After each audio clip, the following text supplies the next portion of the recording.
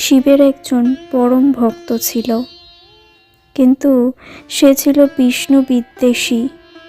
তার ভক্তির জোরে ভগবান শূলপাণি তাকে দেখা দিয়ে বললেন, দেখো বাপু, তোমার ভক্তিতে আমায় তুমি দেখতে পেলে বটে, কিন্তু যতদিন না কমলাপতি হরির প্রতি তোমার বিদ্বেষ ভাব যাবে, ততদিন আমি তোমার প্রতি প্রসন্ন হব না।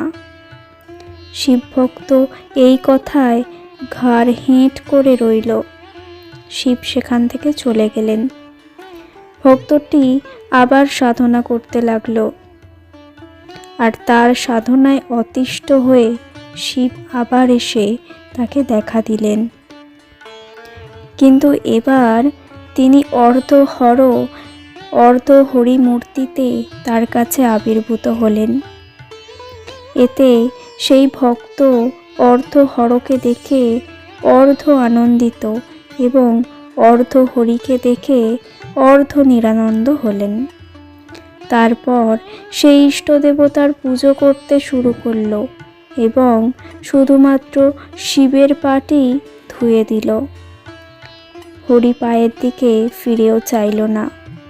শিব তাকে বর দিয়ে বললেন, তুমি যে মনস্কামনা করেছ তা পূর্ণ হবে, কিন্তু দেশভাবের জন্য তোমাকে অনেক কষ্ট পেতে হবে। আমি কৃপা করে তোমাকে আমার হরিহর মূর্তি দেখালাম। হরিতে আমাতে যে অভিন্ন তাই বোঝাতে চেষ্টা করলাম, কিন্তু তা তুমি বুঝতে পারলে না। শিব ভক্তটি তারপরে গ্রামে গিয়ে বাস করতে লাগলো।